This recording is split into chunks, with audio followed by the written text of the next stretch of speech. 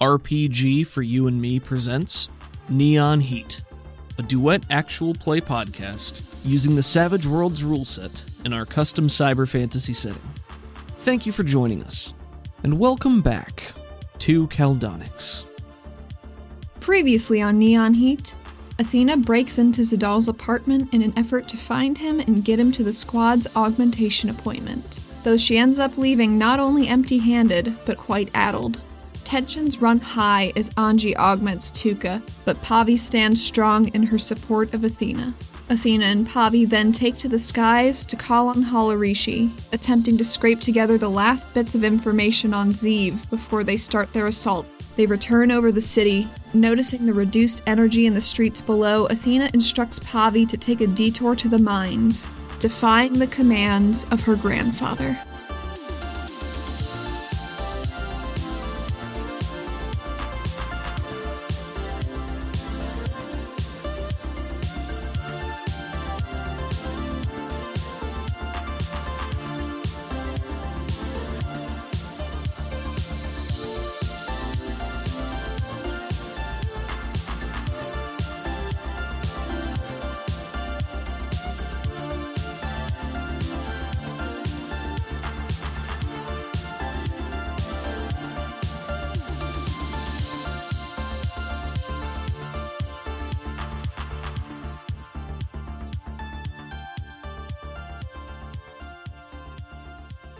When last we left Athena, what was she doing? She was on the back of Pavi's bike, and they were heading to the mines. Probably a bad call, but someone's got to make it. We slide back into that point of view shot from Athena as you're looking over Pavi's shoulder as the cycle leaves the waterfront and begins to drift back over the city. As Pavi swerves between buildings on the way to the mines, Athena clicks on her mag boots to firmly affix herself to the bike while grabbing her with one arm. There's a click and you can feel that pulse in your feet fastening you to the metal of the bike itself. And as you drift closer to the southeast of the city and you see that large cave opening looming ahead, you note again that the general light level of the city is dimmer than it usually is. Even the crystals in the walls don't seem to be casting off the same level of light that they normally would be. It's just so cold. Pavi pulls back on the bike as you guys descend, coming to a rest some feet from the entrance. She kills the engine, and the wub wub dies in the relatively quiet night. Well, here we are. Here we are. So, what's the plan? Walk on in? Oh. Ask for grandfather? I mean, we're regulators. We can go in. I just have been hesitant to. All right, I just want to make sure we're on the same page before we go in there. No, we don't. We don't need to be sneaking in these trying times. I'm going to go ahead and let you handle all the talking. That's all right. I am excellent at it. Yeah. She takes a moment to pat herself and make sure she's got a couple of pieces of gear with her. Stretches out from the long flight with a couple of groans. Does a puff of air to blow her bangs out of her face. Athena leans down a little bit towards her. May need to oil those hinges, huh? Oh, shut up. Socks you on the arm lightly. She's trying to help lighten her mood. She's had a very tough day. Yeah, I think everybody has. Holds an arm out in an after you gesture. As they're walking in a low voice, Athena fills her in on Vi's wants for coming to the mine, that it's nebulous, and if she starts going crazy, just knock her out. Okay. Just knock me out, Pavi. It is important to note that you do feel that stirring as you guys touch down and begin to walk towards the mine. A greater awareness of the consciousness that you feel inside. Excitement. A low hum of energy. It's definitely jazzed to be here. So, let's talk about the structure of the mines a little bit. Athena has at least some familiarity with it, given that she had in the past been training to be a siphon, which are the individuals who are able to siphon out and draw out the energy from quarry crystals to ensure that they don't overload and transfer the energy into the empty husks of other crystals to be used as quasi-batteries for many things throughout the city. In terms of production, the mines themselves can be quite deep, The mines are partially mine, mostly power plant. Yeah, I think that's a pretty good way to put it. The power plant end of it is definitely more prestigious, has more technical workers. The crystals grow over time, so it's not only a matter of drawing energy out, but also removing sections of them so that they can then regrow. Trimming them. Trimming them, yep. It's a renewing market, whereas the rest of the mines is more physical labor, tunneling out more areas. There probably is some precious metal and ore resource down here. That's what her maternal grandfather did. Frank Calrus was more on the mining end of things, whereas your maternal grandmother, Hilda, had been a siphon, just as your mother was. You, of course, immediately note that it is not as busy as it normally would be.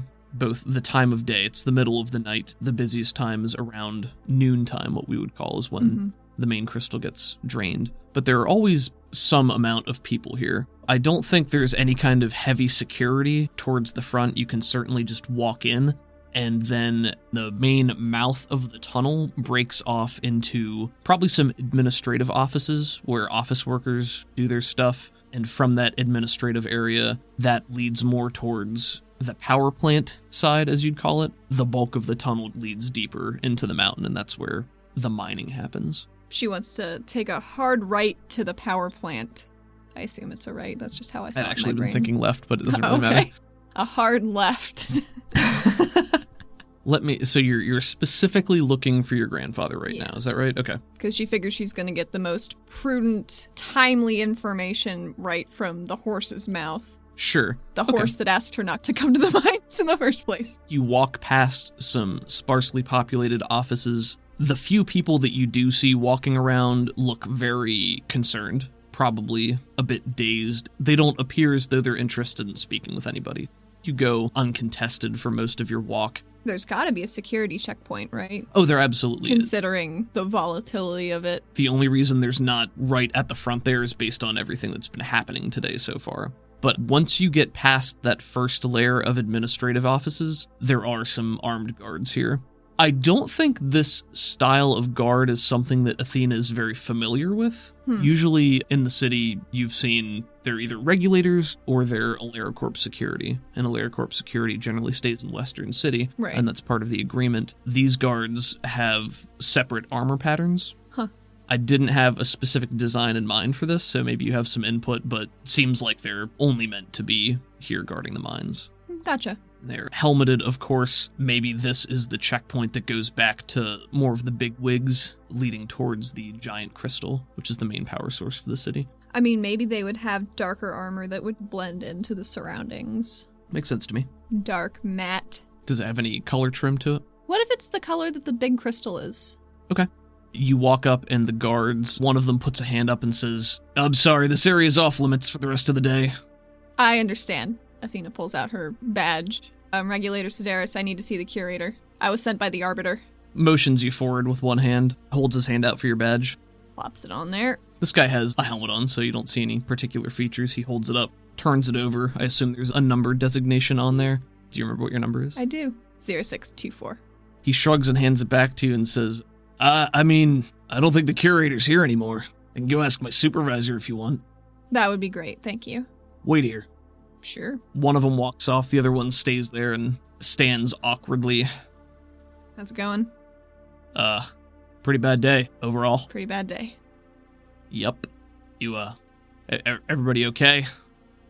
Yeah, it's a stupid question. She just shakes her head. Ugh. Do you know what happened here? Here? Whole city's dim, dude. It's dim, it's cold.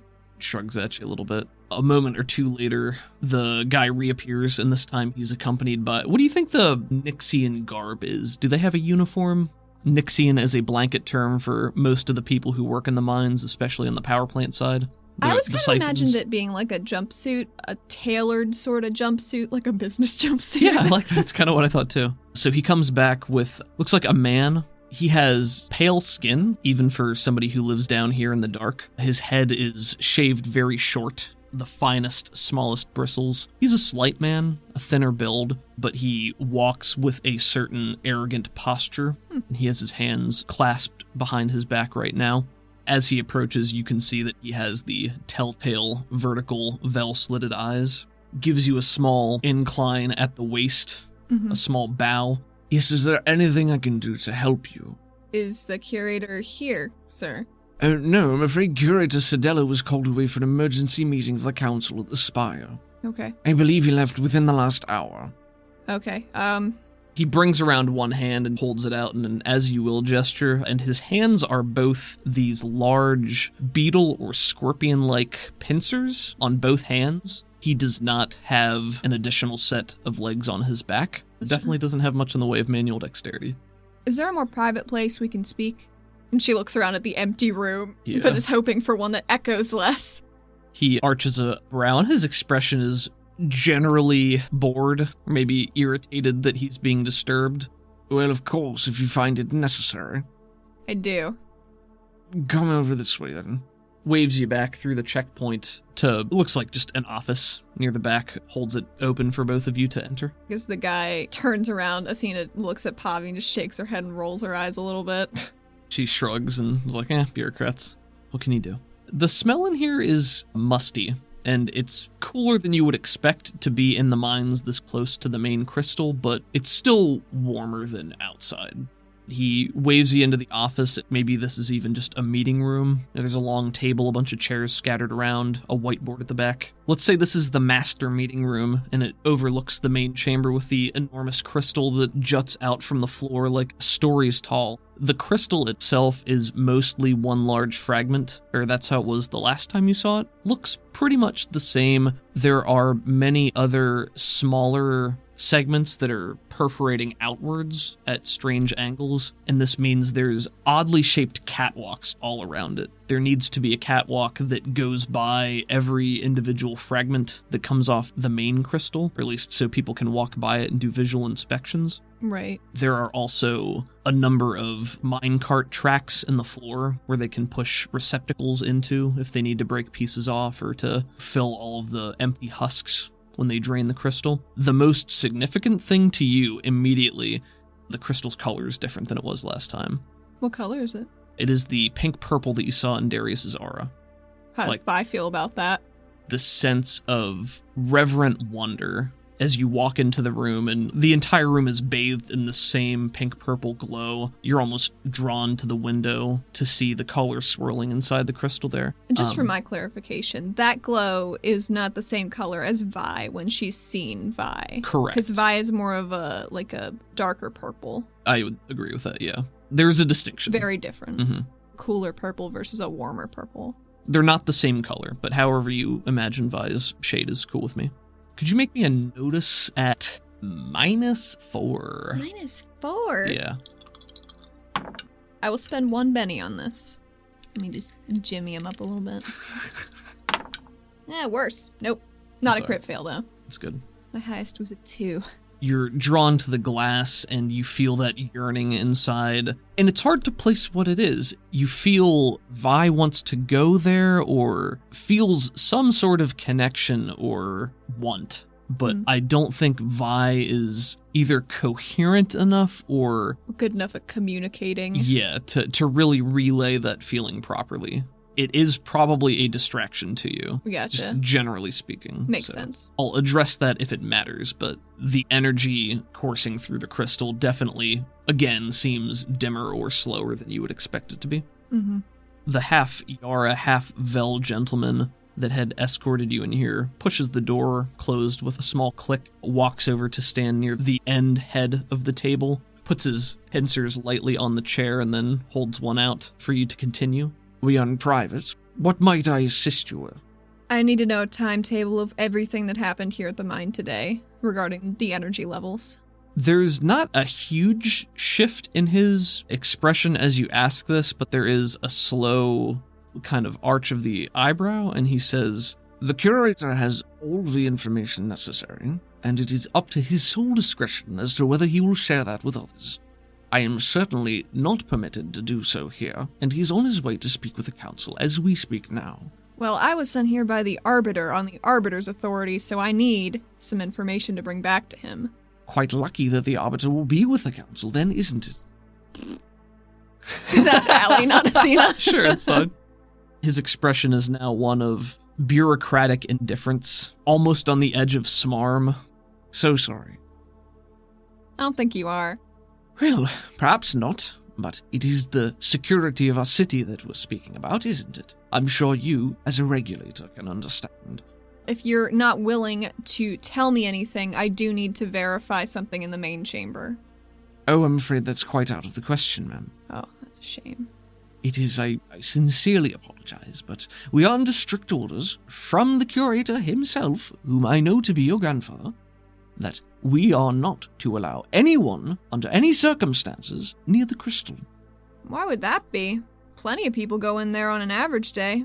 I'm sure you would agree that this is far from an average day, and I'm also quite sure that it's not up to me to decide who goes in and who goes out. It is up to the curator, and the curator has decided. It's strange. He pulls out a small list, takes a moment to glance at it, and says, I don't see granddaughter written anywhere on here. Oh, you might want to check regulator granddaughter.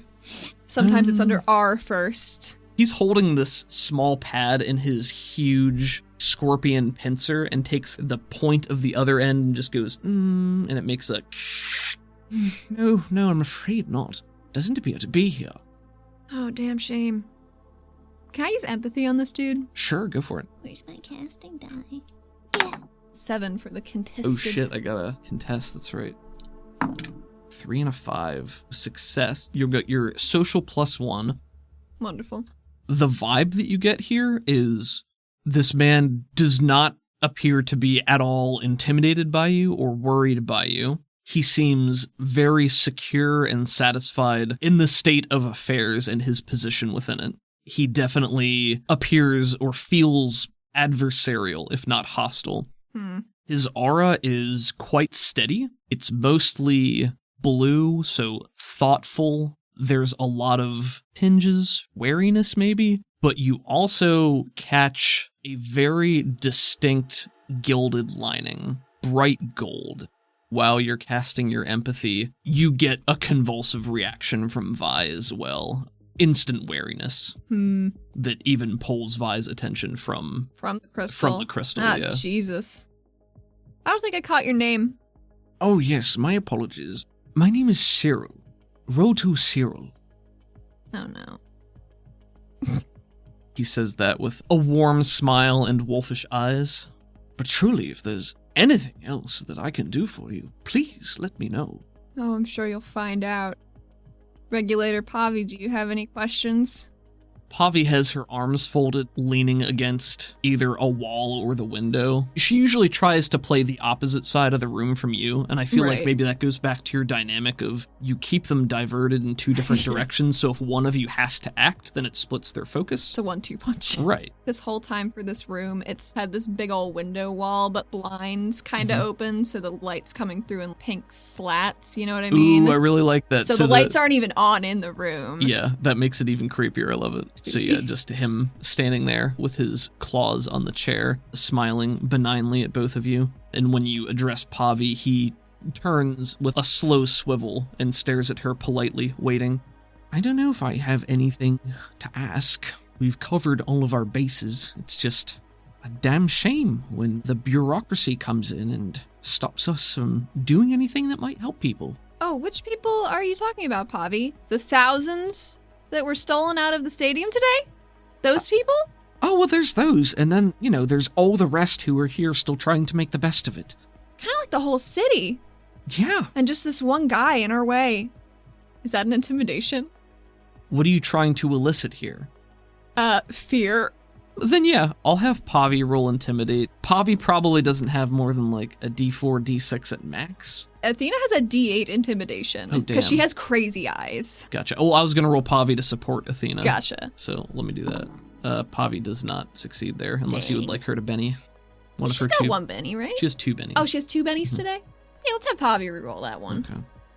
Okay. She got a 5, so you get a +1. All right. This is a contested roll.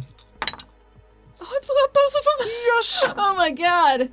That's a 15 plus 1 from Pavi. 16. You got a 3. Suck on it, nerd. I'll spend 1 Benny.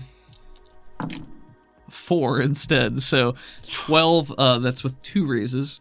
Mechanically, he would be distracted or vulnerable and shaken, or we could use the creative combat. This isn't combat, so what's your desired result here? What are you trying to get from him? She's trying to muscle him around a little bit verbally so she can get to the main crystal chamber. You guys are uttering your threats, and Pavi pushes off the wall and comes over to put both hands and loom over the table. And we get a shot from Cyril's perspective as he's looking out at both of you in the mostly dark room with the pink-purple light filtering in. Oh, now here's a question. Do Vel eyes glow like cat's eyes do when they're in the low light and light hits them? Where it kind of spooky glows. I think that would be cool. Mean? Yeah, sure. Fuck. So I think Athena's just standing over in the corner with a hand on the glass with her eyes doing that. Oh, fuck, that's cool. Yeah, and then Pavi leans on it and tilts her head a little bit, and it catches her yellow eyes too, the snake-slitted pupils. Cut back to Cyril. His fixed bureaucratic smile wavers slightly, and we see the first beads of perspiration on his brow. We have experts who have compiled all of the necessary information and given it to the curator, who has taken it to the council. Don't know what you two could possibly glean from going down to the crystal, and I'm sure you also realize that if something were to have happened, this would be a horrible time to expose you to anything that might be going wrong. What's going wrong? I'm not at liberty to say. One of the reasons I'm here is because I used to train to be a siphon, and Roth needs eyes on this crystal that are going to understand and report to him directly and not be ferreted away in layers of reports. And we need as much information as possible. And if I were to allow you down into the main chamber with the understanding that you are not to approach the crystal, and you will be monitored and under guard, would that be acceptable to you? Might need a physical touch on the crystal. Full evaluation. Absolutely not. Why? You're not licensed. That is why. Just because you're a regulator doesn't mean you get to decide everything that you want to. You can go wherever you want to. You can do whatever you want. That is not how this society functions.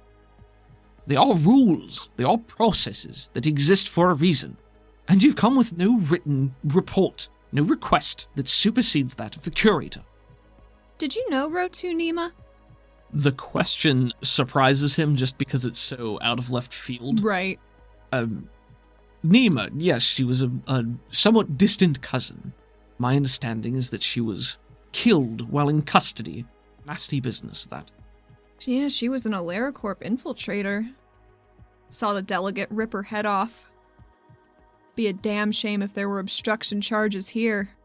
His nostrils flare, and you see him take a breath in, and he straightens up a little bit. He's got his chin in the air, and he says, "Are you threatening me?" No. If the next few hours don't go very well for the city, we'll be at war. And if I don't get information here right now, the city could go up. Do you really want to be the man responsible? At war with who? That's a fun question. She flicks eyes over to Pavi like, am I doing okay? Pavi gives you a small incline and winks with the eye that is not facing him. Like purposefully turns away a little bit too. Yeah. He steps away from the chair, walks over to a small side table where it looks like there's a water dispenser. Okay. And he starts to pour himself a glass of water. I'm just getting a drink. Would you like to make me a notice? Yes. God, he's gonna frozone me. I can't believe it. That's a 4. Okay. He holds his claws out, and you see from the wrist area where the claw meets the rest of his arm, chitin starts to taper off. He's wearing these metal wristbands. They've got some lights on them. As he reaches out, the bands expand into a series of these spindly little metal arms. Oh. Almost like what Anji had in hers for fine motor skill Okay, work. like a mobility assister. Basically, yeah. These little metal fingers that have stylus-like points on the end. He uses those to pour himself a drink and takes a sip of the water. I'll have you know that I worked very hard to get to where I am today, and I'm not prone to receiving or giving in to threats, or casting aspersions on my character. So, if you would like to go down and view the crystal, I will permit this. but hands-on is strictly off-limits per the curator. Per the curator. Fine. Fine. She's not blinking. She's still got those big old glowy cat eyes. Mm-hmm. He glares back at you, brown cat-slitted eyes. It's like a close-up anime-style shot of the camera at an angle on just Athena's glowing yellow eyes, and then back to his narrowed... Love that shit. How old is this guy? Early 40s. Okay. Holds up his claw towards the door. She'll walk out first. Procedurally, Pavi will know to follow this man out. Mm-hmm. Athena is fine getting shot in the back. That stuff happens on an average day. Sure. But she knows Pavi will have hers. From the meeting room up here, maybe it's just through another door or two out onto one of the levels of the catwalks. A huge series of stairways around the chamber interconnecting all these ridiculous catwalks. I wonder if there are additional spirals, like thin, spindly spirals of crystal that go up around it, like rock candy on a string. Ooh, that's really cool. I like Right. that. Kind of what I was thinking, with a lot of smaller pieces now protrude off of it. So you guys get out onto the catwalk, Pavi following behind Cyril, who has resumed walking behind you with his claws behind him, clasped as he's walking. And as you guys get out here into the main room, you can feel that familiar oppressive heat, but again, not nearly as warm as it generally is, especially for being in the middle of the night. What would you like to do while you guys are walking around here? She's been in this room before. Mm-hmm. She's trying to see what is different now, because she hasn't been back since, like, she was 14 when she stopped doing her siphon training. Well, she probably came back before she left at some point as a regulator, like if she had to deliver a message to her grandfather or something. Sure. But she hasn't been here in at least 7 years, probably more. Are you staying up on the catwalks? Are you trying to go down to the ground floor? Trying to go down to the ground floor. It'll take a little bit of walking, but your footsteps are heavy. The metal clanging echoes in this almost entirely empty room as you make your way down to the ground floor. There is the odd person who's here on observation, moving between the decks, moving up and examining the different parts of the crystals. The smell in here, I say it smells like ozone a lot whenever there's energy, and I think that's okay, but do you think there's like a particular smell in here? I mean, there's that smell right after a thunderstorm. Like the air feels fresher, like in the summertime. I don't Okay. quite know how to explain it. Something in the air has cleared that was fuzzy before the storm. You know Okay. what I mean? Not really, but it's It's okay. a feeling more than a smell, I guess. Gotcha. Okay. Well, that can be the feeling that it gives Athena. Okay. So you guys trundle your way down to the bottom floor. I still don't have a great mental picture of scale or scope here. I know it's very tall. I don't know how big and wide it is. I'm feeling probably at least 20 meters, 15 to 20 it's meters. big. It's pretty chunky and several stories tall, just going straight up. This is not the biggest cavern, but it's quite large. Several whales. And it's inside the wall of the main cavern, so not at all visible from the exterior. The glow of the crystal changes, of course, depending on what time of day it is, but it gets brighter the closest it gets to noon as it starts to build up. So at midnight, it would be halfway to recharging the next day, but looks like it was drained pretty recently. So this was discharged today? Yes, of course, as it is every day. When did the power dip back down? Several hours ago, I suppose. Do you know when it was first noticed? Evening, late evening, early afternoon. The timing is important. Oh, I'm afraid I wasn't here at that time, so I'm not aware. I'm sure it would be included in the reports that the curator possesses. Gotcha on night shift, huh? It's a raw deal. Yes, well, even in these trying times, reliable individuals must be left behind to tend the fort. He gives you a very flat smile. I don't think she sees the smile. She's still walking. You hear a soft rustle from behind as Pavi gives him a small shove. You watch your lip, we're doing our jobs. All doing our jobs here. Well, yes, I'm very much trying to. And you wonder why the city's turning against you. You just bully away wherever you please. Only in the most dire of circumstances. I'm sure anyone could make a circumstance appear dire with correct framing, couldn't they? What framing would you put on today? No, it's not my job to frame it. It's my job to ensure that this crystal stays secure. And here I am, all but being held hostage. Held hostage? We went into a room upon your request. You threatened me, and here we find ourselves walking down to the crystal where I explicitly told you we weren't going to be. I believe you allowed us to come here. You could have just turned us away. I am a very polite individual. Oh, that's very strange, because I believe I attempted to do that several times. She gets to the bottom of the last stair and hits the solid earth, the rock around the crystal. What if it is almost a little melted looking? I mean, Sure. they could probably fix it with shaping, but It could, but it why looks not? cool. Yeah, maybe it doesn't work here properly for some reason. Maybe they're afraid to use too much stuff around the big crystal that doesn't need to be. Maybe. The closer you get to the crystal, the more that bubbling excitement from Vi pushes against your active thoughts and consciousness. Can you make me a spirit roll? Yeah. Self-control. Okay. 9. So you're on the ground floor. What's your goal here? What are you trying to do? God, she wants to touch that crystal so bad. Is she gonna? Yeah. She stops to consider the crystal. She makes very meaningful eye contact with Pavi, asking for a slight distraction. Gotcha. Just for a moment. You look over to Pavi and she gives another small incline of her head. Cyril is hovering right by you, eyes completely focused on Athena, and he definitely looks uncomfortable with this whole situation. He's just waiting for you to try to walk closer so that he can stop you immediately. Right. Let's see if Pavi can distract him. What do you think that would be? Taunt or like I don't know, how is her taunt? Not good. Not good. She has the tongue-tied hindrance, which hasn't really come into play very much. I think early on in the series, I tried to, on occasion, have her make statements or goofs that got fucked up to represent how she's not good at speaking, really. Right. But yeah, she has tongue-tied, so... What if she tries to persuade him to look away? Like, who's that up there? That's kind of what I was thinking. It was like, oh my gosh, what is that? Oh my goodness. It's so juicy. Pavi goes, what is that? Her persuade is bad. I would love to play one of my adventure cards. Okay.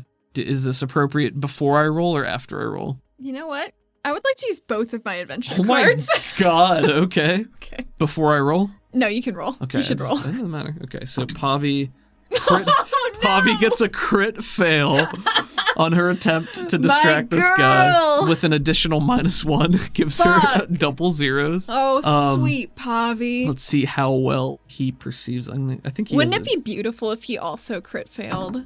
He didn't, though. Damn, he blew up so hard. He got a 10, so... Oh, fuck. Okay, so should I narrate this first? I would like to read these real quick. Okay, let's hear it. This is a double adventure card session, baby. I love it. Let's hear it. Okay. The first is Mysterious Treasure. Play when your hero searches an area containing treasure or loot. He finds a minor relic of some sort. I don't know how you want to interpret this. Okay, Information from this crystal would be her treasure. I see. Okay, what's the other one? The other one is Peace. Your hero is able to improve the attitude of a group in an encounter, perhaps by recognizing someone in the crowd, showing respect, or offering a bribe. It doesn't work on true enemies, only neutrals who happen to cross paths with your party. Who are you playing this on?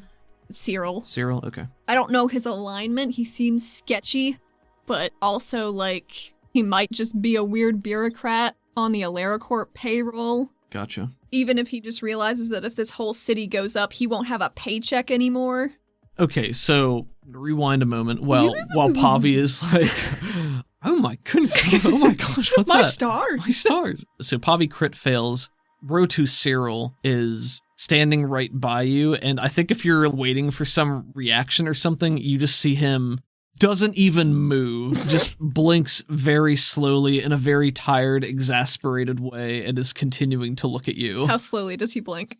Not so slowly that he won't see you do something, but if you would like to do something... Today is a day for action. Athena runs toward the crystal. She's overconfident in Pavi's persuasion success. Fortune favors the bold. She mutters to herself. Okay. Athena will not teleport towards it because she knows she hasn't been the best teleporter of late, and she doesn't want to set off electricity by it. Sure. So she just sprints. He's going to try to stop you from moving. So he's going to, I guess, try to grapple you. So Sounds fair. Opposed athletics. I blew both up! Oh my, he blew up one of them. He got a 7. 16. 16 is a success with a raise. He hears Pavi and knows that something's up, so he's poised and ready, but even with that, Athena is electricity herself and is able to dart forward. With a cry of, "No!" he reaches out and tries to clamp onto you with one of his pincers, but you're already gone. If she would have had her ponytail still, he would have got her. Snip! Good thing she can grow it back. He can be a barber. If he loses his job, it's cool. Should be fine. Okay, so you run forward and touch the crystal? Yep. What is your intention in touching the crystal? What is Athena thinking and feeling at this moment? She just knows Vi needs to touch it. She's the conduit for that, and she might get information and... The conduit? Yeah, I know. I've been waiting to pull out that line. I hoped it would have been cooler. All right, you can have a Benny regardless. Thank you. You can have a pity Benny. What if she cast empathy on the crystal? She cast empathy on a mirror one time, and it did not work. Sure. But maybe. Sure. 6. Okay. Oh, shit. For funsies, I rolled against that with a D12 as the spirit. I got a 4 and a 1. So that's a success in your empathy roll against this inanimate object. Thank God. We join Athena in her point of view as she's rushing forward to put her hand on this crystal. And each bounding step you take, each stride that pulls you closer to this, you can feel the blood pumping in your ears, and you can feel Vi pulsating deep within you, that brimming excitement building with each step as you get closer. Reaching out your hand, you can feel something almost tangible there until your hand connects with the crystal. For the first millisecond after you touch, nothing happens, and then you can feel the awesome power of this crystal, all of the energy rushing through it. Even in its reduced, almost dissipated state, you can feel it brimming with this tremendous energy. As you do that, it's just a flood of emotions and awareness, still images in your mind. A bunch of stuff crashes into you at once, and I'll tie this to the mysterious treasure as you requested. Thank you. Yeah, and I think that's great. Athena needs so little actual loot. She's not a very materialistic girl. The only thing she loved materialistically was a jacket, and she's lost it already. Oh, no. So. She got that great one from Anji, though. Yellow's not her color. Makes her look sick. You've never tried to use empathy in this way, and it becomes instantly clear to you that there is not a consciousness as you would describe it in the typical way. You can almost hear whispers or noises that sound like words at the edge of hearing, but they're still unintelligible to you. The emotional feeling that you get from this is there's a lot of weariness, tired, drained, beneath all of that, an old aching pain, the equivalent of your joints aching or your bones being tired. But you can feel that there is a focal point to that pain deep within the crystal itself, somewhere near the back. It disappears into the cave wall itself. With all of these swirling emotions, Vi is enraptured, almost singing with this delight inside of you, this wonder, as it feels this connection. You get a flood of, maybe not images, but feelings of familiarity, in that you probably touched the Great Crystal before, back when you were here. Maybe, if nothing else, your privilege of having the curator as your grandfather would allow you that. Yeah. To at least be in the presence. Maybe one time when she was very small. I don't think he'd let you hear when you were very small. I think this would have been when you were in training. I mean, that for me, that is very small. Okay, because she's little. But like teenager. She was doing siphon stuff since she was 10 or 12, I think. Oh, really? Okay. Yeah, she was little. We're in double digits still. We're not like small child. Still. We're still, okay. You definitely felt nothing like this in the past. The longer you process this, the more it almost feels like there's this noise, this aching moan. It's all being drawn backward towards that same painful focal point that you sensed deep in the back behind the main wall. And a lot of these feelings are being interpreted by Vi or through Vi, and you're feeling them as a secondary type effect. But now you feel it too. More than just Vi wanting to come here, you, Athena, can feel some sort of presence behind the crystal, on the far side of the wall. You can feel that there is something. Whether it's a presence or... I don't know that you can interpret it any further than that, but there is something here that you feel inextricably drawn to. And it feels close. Right in front of you, you can see there are these walls in the Great Crystal, but you can feel it just beyond that. So close. How close is so close? Probably difficult to say overall. 100 meters, 200 meters. Not super duper far, but... It's like 100 meters through rock. Through rock, but you can tell that the crystal itself goes back to it. Mm-hmm. The crystal is part of this wall, so it's not all just wall, but obviously you can't travel through the crystal. Right. I mean, you can try if you won't teleport, but I'm not going to say that would be good for Athena, or that would be bad. That would be very bad. Yeah, I think Athena realizes this. Yeah. Because you specifically played Mysterious Treasure, as you can feel this connection receding, your hand is glowing hot with this energy, and you can't hold on any longer, even though it's only been a fraction of a second while all of this happens. That metal sense that you've used goes off. It's like a ping, Ooh. Except this time you can tell it's a ping on how to reach there, how to reach that area. You just have a mental image of some of the cave network of the mines and how you could potentially get there. Okay. From that, you have a good mental map of where some of the places you've been to are. This area definitely looks like it is off the beaten path and designed to not be easily accessible. Deeper behind some of the main offices, down several large tunnels that seem to go nowhere but there. That's some good info. You feel the familiarity of your grandfather as well. You can feel that he's somehow a part of all this. You get flashes of, not images that are brought to you by the connection, but images that pop up in your memory of some of the auras that you've looked at. In that mass of energy, you definitely sense a secondary source to it, energy that didn't seem like it belonged or felt different. In that moment, you could tell that it was yellow. Do you think her hand is glowing when it gets shoved off of the crystal by the energy? You put your hand on it, and then as the connection breaks, your hand is repulsed back by a small crackle of this purple lightning. And it doesn't damage you, but it shoots you back like a reverse magnetism. It forces you to stumble back. She does. Mutters under her breath. Family business. What have you done? He's looking at you. His eyes are wide, but there's fury. He's not worried. He's angry. He glances over his shoulder and then back to you, looking back towards one of the tunnels and then back to you. What's down that tunnel? That is the exit where I will be escorting you now. Wonderful.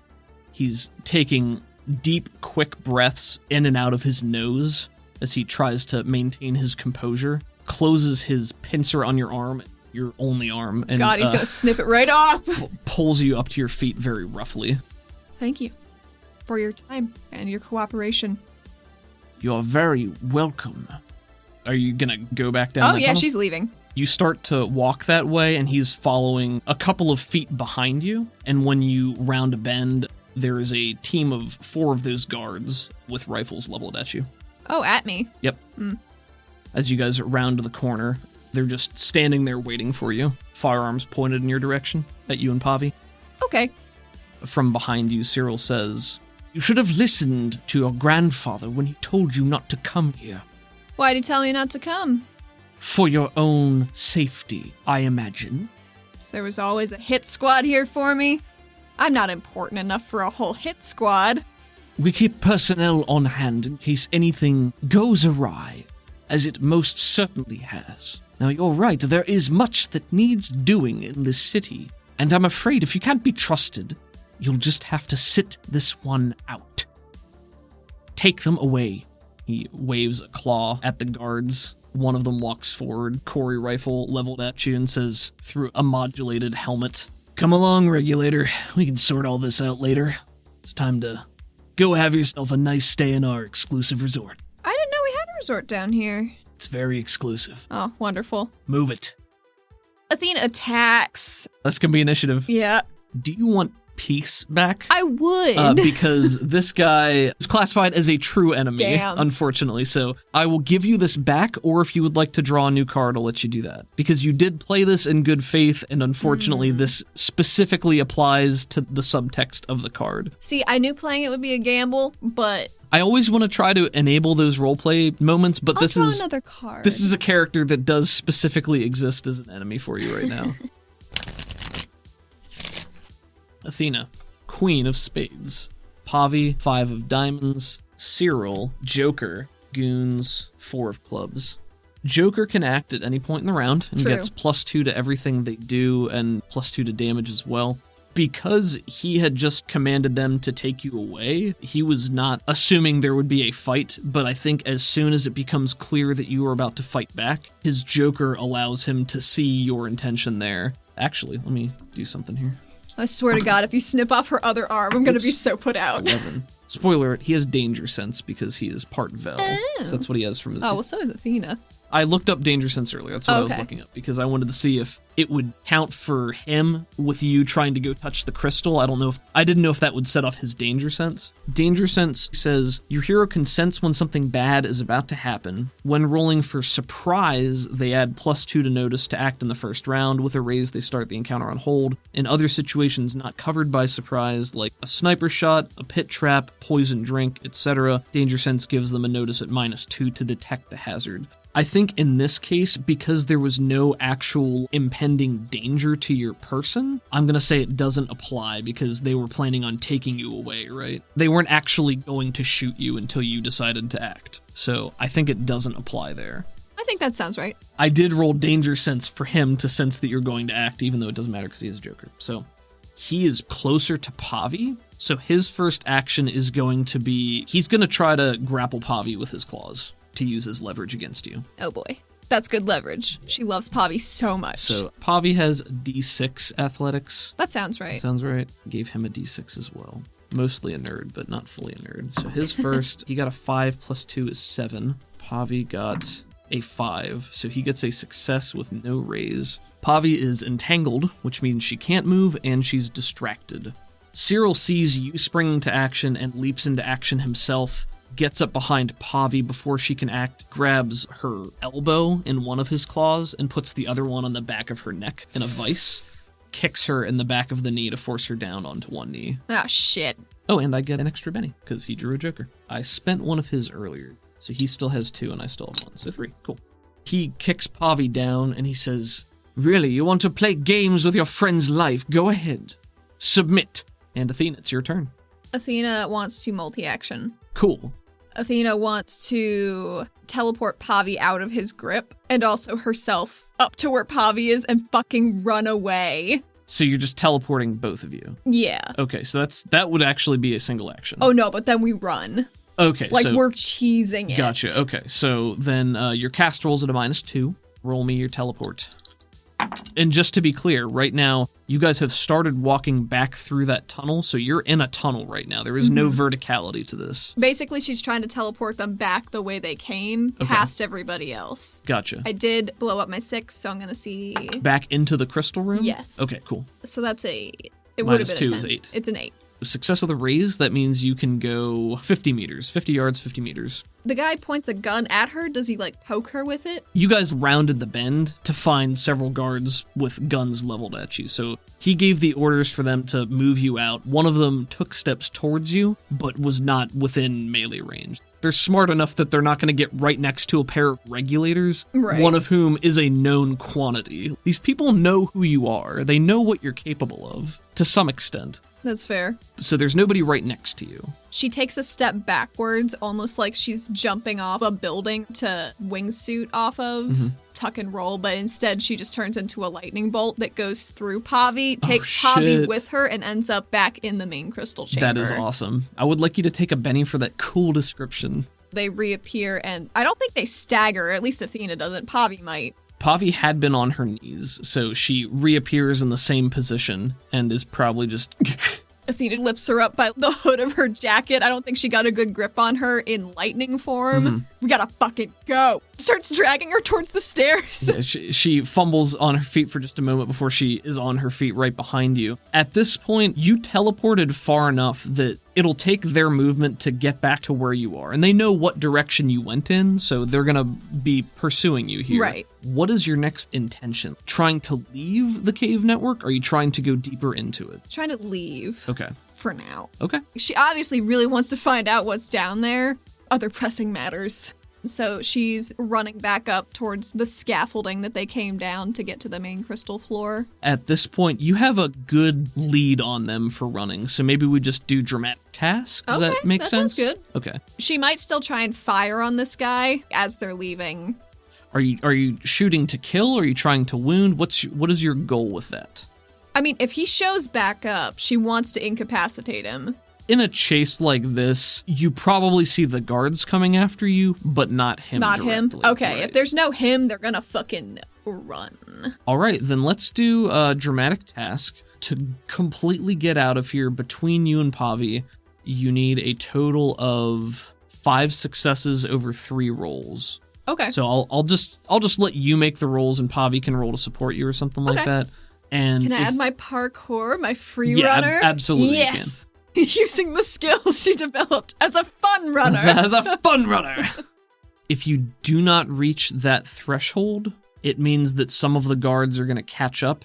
Maybe we'll do some quick resolution rolls or something. I really like quick encounters. They're super cool. Let's do more of them then, just for stuff. And I like them, because when I'm listening to APs, I tap out so hard during combat a lot of the time. So if it was just like snappy, quick shit that would be accomplished over 20 minutes anyway, you know what I mean? I try not to have drawn out combat situations that I don't think will be interesting. Yeah. Which is like this one, it was a couple of guys with guns who were trying to escort you. So pretty typical goons. I think it makes sense to breeze past that since you escaped the main threat. So, would you like to make your first athletics roll? Can Pavi support? Yes, you can. Let's so this say would be with +2 for my fun running. As opposed to all athletics, because I think that would be dull. Let's say if you're trying to get out like undetected and not have people chasing you, it'll be 3 successes for athletics and then 2 successes for stealth. You have to get the athletics before you go to the stealth. Do you think this should be just rolling against a target number, or should it be opposed rolls with the people chasing you? How fast these mooks? They're professional guards. These guys probably have a D8 athletics, Better but they're not wild cards, so let's do that. I'll roll against you. So first one, they got a 4. 3s. Both 3s. I'm going to Benny it. But you got +2. Oh, +2, so that's 5. So you got a 5, so that's 1 success. Cool. Okay. Actually, if we're doing opposed rolls, it probably shouldn't be a set number of successes. It should probably be a set number of rolls to see who comes out on top. I like right? that. Okay, so you're at 1. Let's go again. They got a 2. 13. Okay, yep. So you easily outstrip these guys. Maybe they're also teleporting as they go. Pavi, she has her hand in her only hand, and she's just zapping them up through the scaffolding. You know what I mean? Yeah, like, that's really traveling cool. up the metal, and I like that a lot. That's really neat. it's very bright, very pretty. Purple, pink light.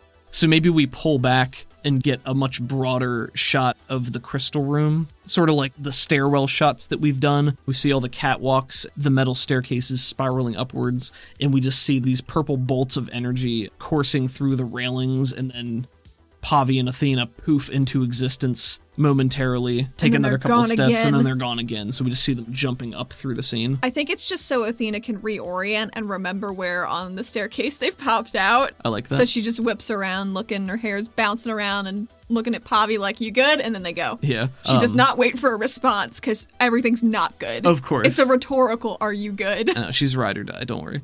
We see the team of 4 guards sprinting out of the tunnel.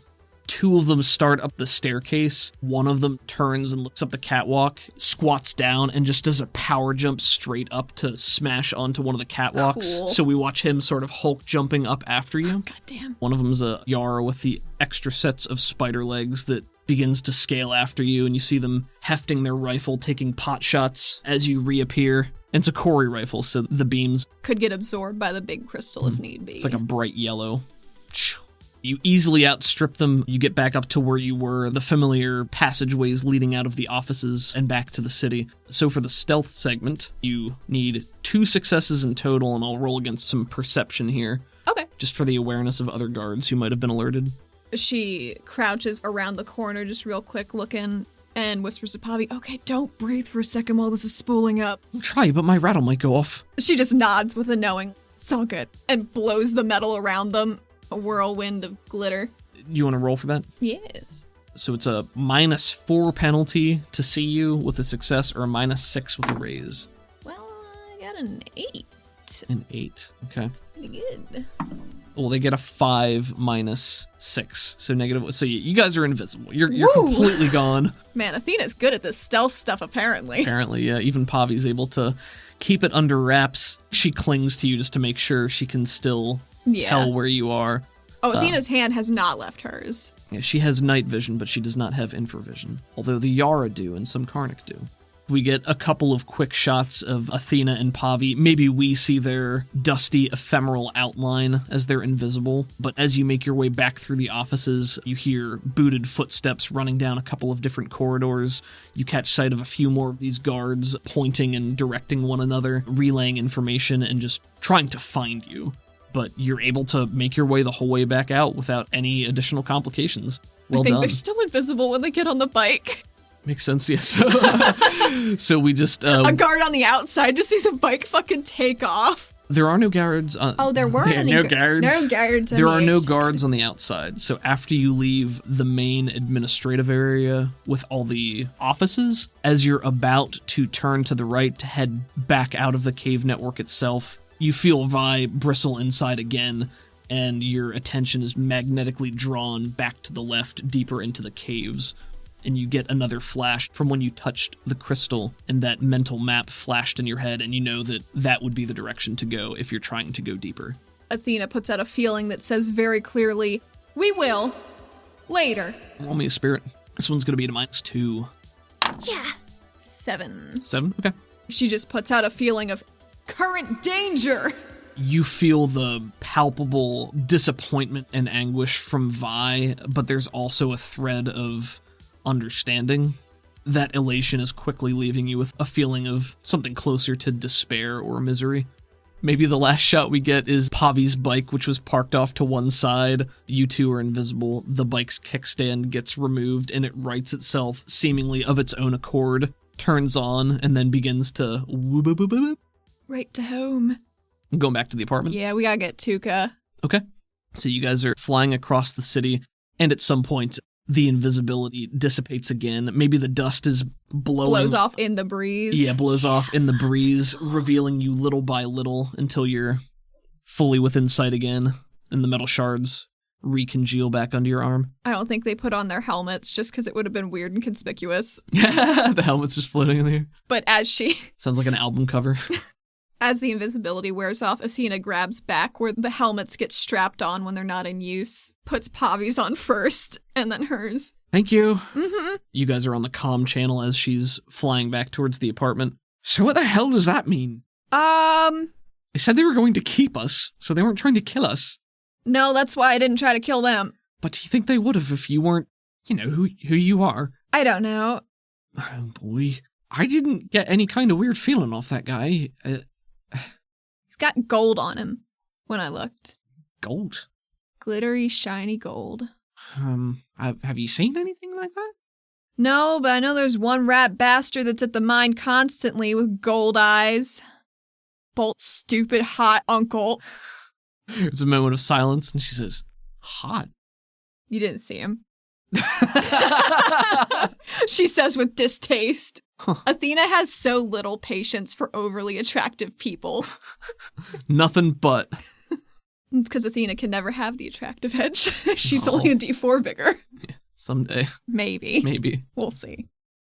I felt where something's down there in the mines below the chamber. It's out of the way. It's hidden. It's like they built it around it to keep it out of sight. I don't know what it is, but Vi wants to go there. I thought Vi wanted to go to the crystal, and the crystal thought was super cool, but I gotta go deeper. Not now.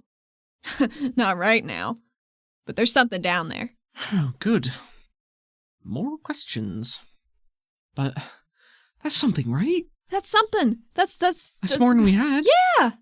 Good. Athena's got a lot of adrenaline right now. A lot of high-pitched back and forth. You can feel the quivering in Pavi's body as you're hanging on to her. And you guys are both, I'll say, battle-hardened. I mean, you've been in enough scrapes that...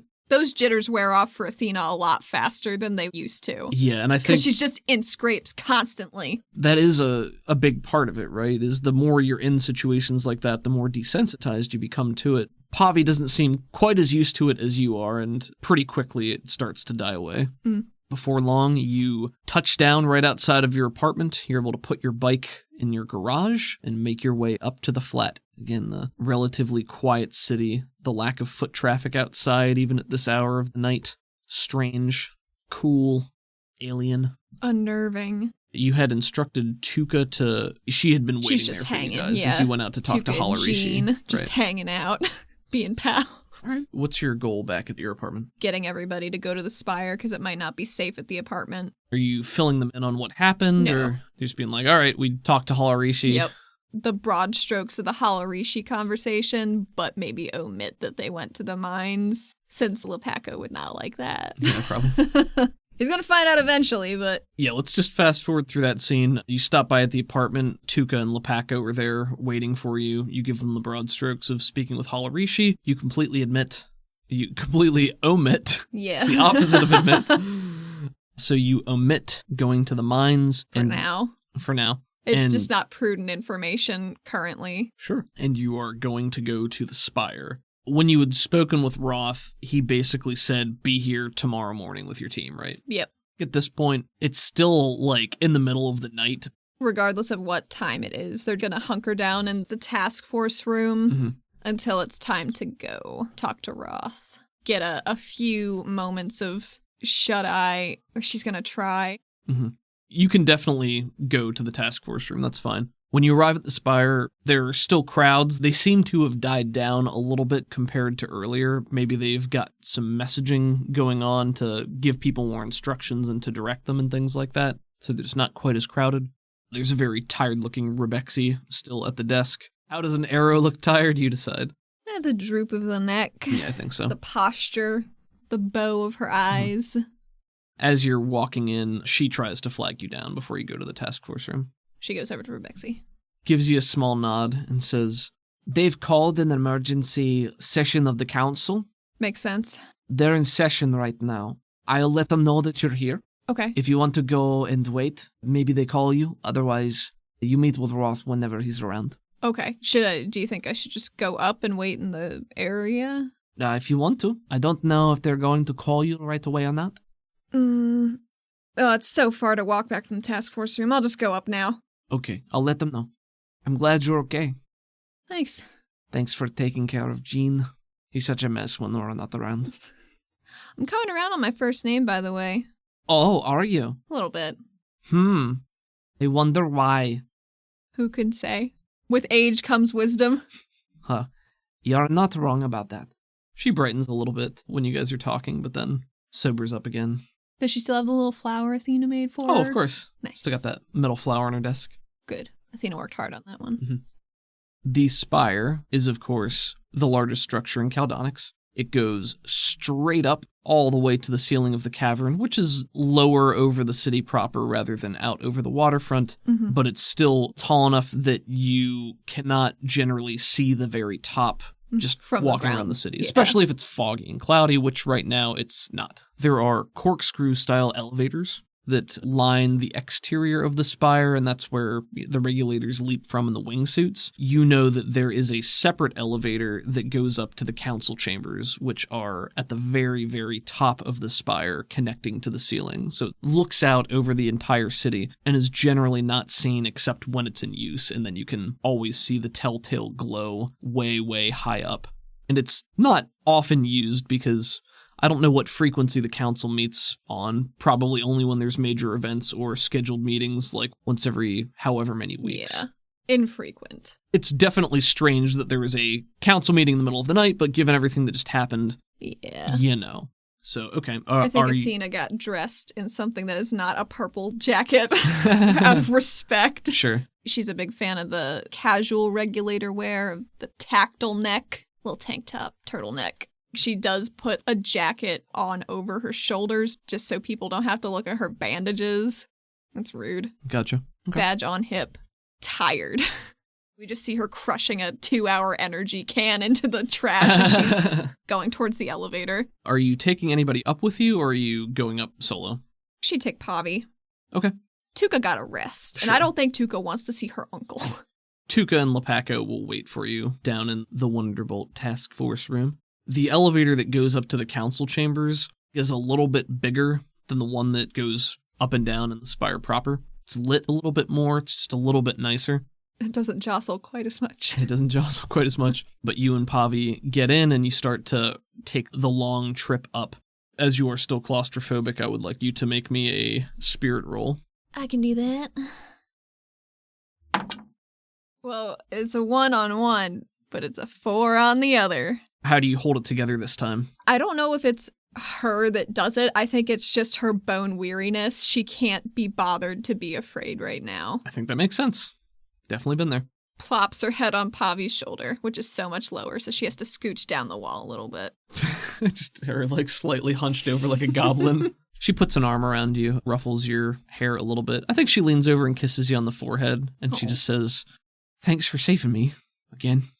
Of course. What, do you think I'm gonna leave you there? No. With a claw on your neck? No, but I'm allowed to be thankful that my friend saved me. Well, you're welcome.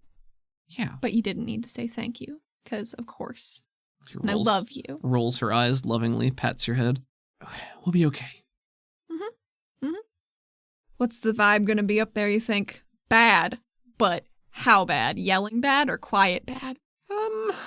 Tan used to be zesty, but I think some people are going to be yelling. I hope it's Roth. He'd yell over everybody else. I guess we'll find out. Before long, the elevator dings, dual doors slide open into a wide foyer, an antechamber, before the actual council chamber itself. You've probably been here at least once, if not on official business. It's an elevator you can take. Maybe you snuck away one time and you're like, ooh, I'm not supposed to go up there, but I will. Maybe her grandfather asked her to come up at some point. Yeah, it's very, very likely so.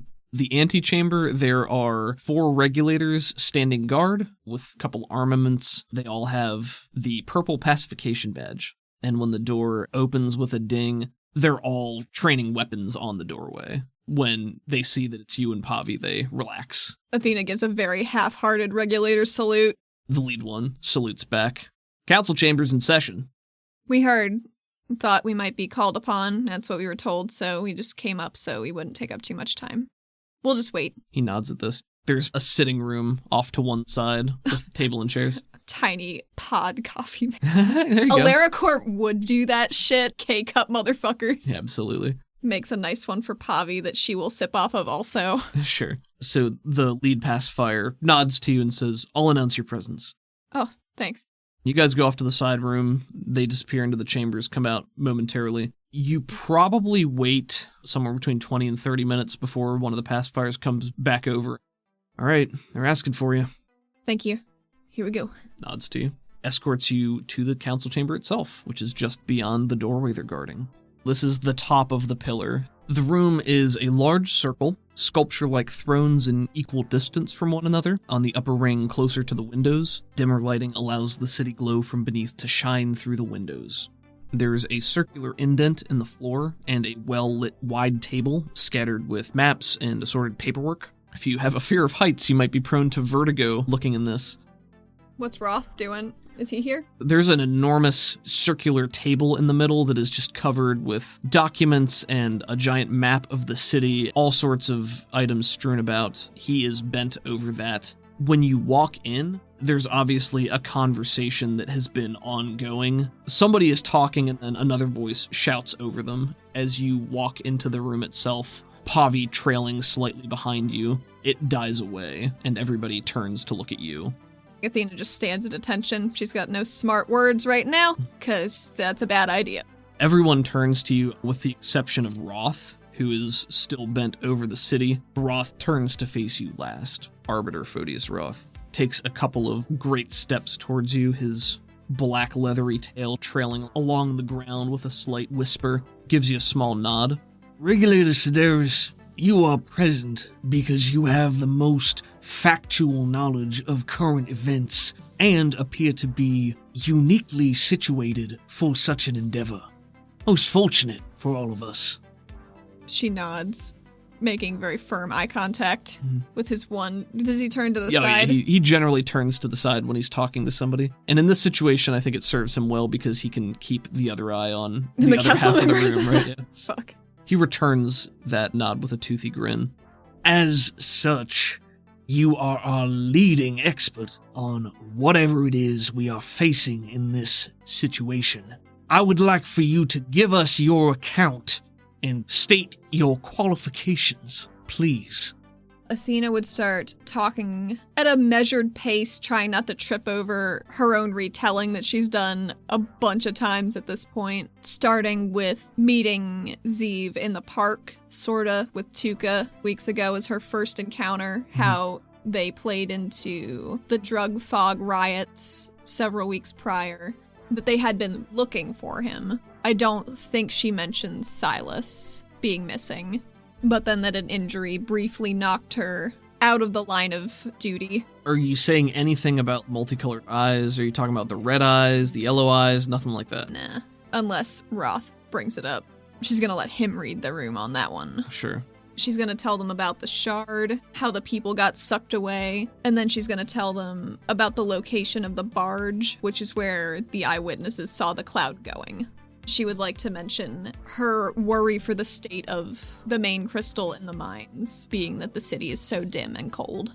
She would tell them about being inside the cloud and seeing everyone fall asleep. The reason Regulator Lepaka was not present to back that up is that he already has, and attempting to stay awake in the cloud heavily fatigued him. When you're describing being in the cloud, you don't say anything about yellow eyes or the yellow-eyed fog or... Not to the room as a whole. Okay, do you describe the eye in the cloud? Yes. Describe it as a large, glowing, yellow chameleon eye, almost like a hologram. Sekatan, the Baron, is the first one to interject and speak to you as you're talking. He oversees the Called, which is the vast majority of Caldonics. It's like the general population, general services. Specifically, they handle a lot of agriculture, while the Cassians do a lot of hunting deep in the tunnels and bring resources back from that. The Called is all about farming, renewable resources, and they fill in most of the gaps of general infrastructure. So they're like the government employees and people who just make the cogs turn. Tan sits on the Baron's throne, a wooden throne that is carved out to look as if there are flowering vines and ivy wrapping around it. The bounty of the Called painstakingly shaped out of the wood. It looks worn and comfortable.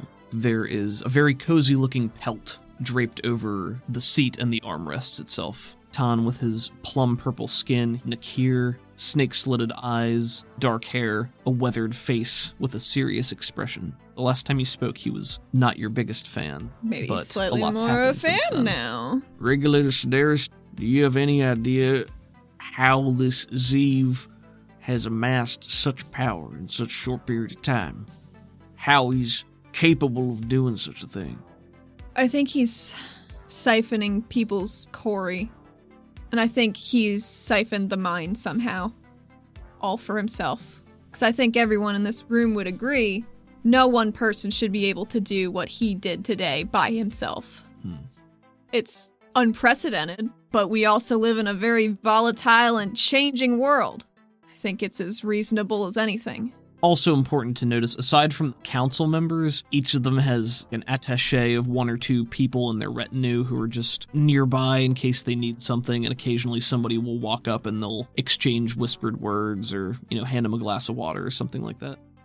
And you believe that there's some sort of connection to the main crystal in our city? You have reason to believe we should be concerned about this? My main concern stems out of his personal experience. He did visual effects at the Shard during Shazad fights, so he has knowledge of manipulating the husk of the Shard and its energies, which is all connected to the main crystal. After the main drain, it diverts, not all of it, but a lot of it, as the Curator would be able to back me up on that. The room's attention does turn to the Curator, your grandfather, Darius Sedella. I don't think she's seen him since she lost an arm. You note that Darius, he looked in your direction to acknowledge your presence, but he has not been looking at you during all of this.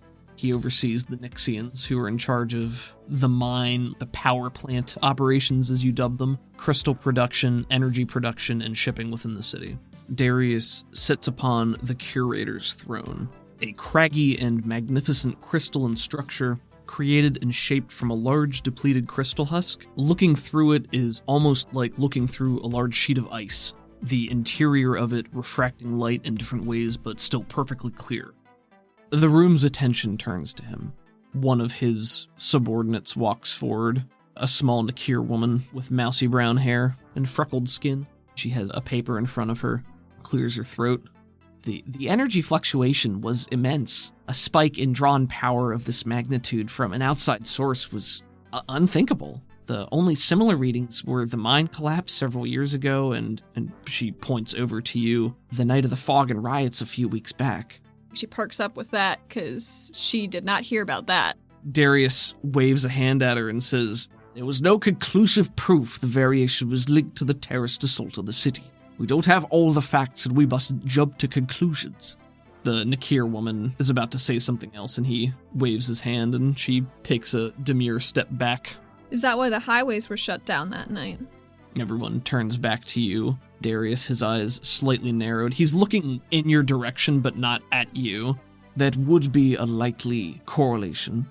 It is possible, but we don't know for sure. Remington Sato sits on the Sato Novi throne. It's made up of an elegant wrapping of wires and precious metals, wound around weathered railroad ties from the train line into Caldonix, and the one that spans the belt on the surface. Sato Novi is a combination of two enterprises into one. They cover most of the shipping, inbound and outbound from Caldonix, distribution on the surface, a lot of manufacturing on the surface, and some odd stuff here and there, materials, raw materials. They're all about communication, information, the news. Remington Sato, a white Karnak, sort of like the classic Chinese dragon. He's long and thin, he floats in the air, he's got smaller limbs with three-fingered talons. Hell of a mustache. Hell of a mustache, a long mane of hair. He's dressed in fineries with a small pair of spectacles perched on his nose. So, we are to believe that your main power source can be harnessed by any who would stumble upon it to use it. Huffs out a small chuckle.